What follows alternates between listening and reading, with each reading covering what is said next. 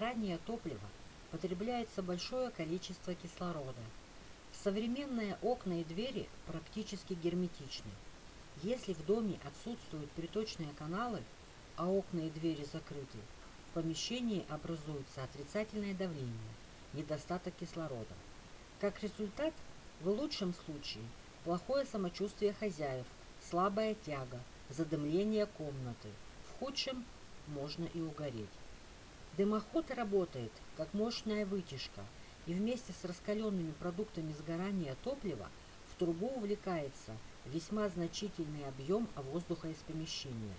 При интенсивном режиме горения его объем зачастую превышает количество, необходимое для дыхания людей. В каминную трубу улетает теплый воздух, а поступающий лишний холодный ведь еще нужно нагреть. Таким образом, очаг, являясь мощным отопительным прибором, в то же время способствует нерациональным потерям тепла. Нужно понимать, что во время работы камина необходимо обеспечить достаточный приток свежего воздуха с улицы.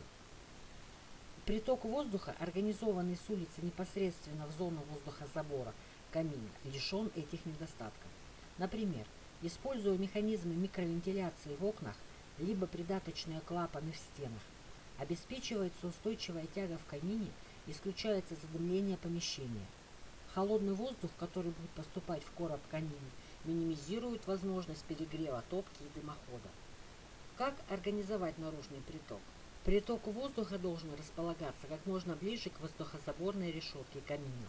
Он может быть расположен в зашивке непосредственно под топкой, поближе к нижней решетке, и выводим трубу. Сечение подводящего воздушного канала должно составлять 75% сечения дымохода. Воздуховод должен быть изготовлен из несгораемого материала, металла или керамики, алюминиевой гофрированной трубы. Воздушный канал должен быть оснащен клапаном, перекрывающим поток воздуха, желательно автоматическим, но можно и ручным. Отверстие в наружной стене не должно располагаться слишком низко, чтобы в него не попадала пыль летом и снег зимой, не менее 50 см от уровня земли.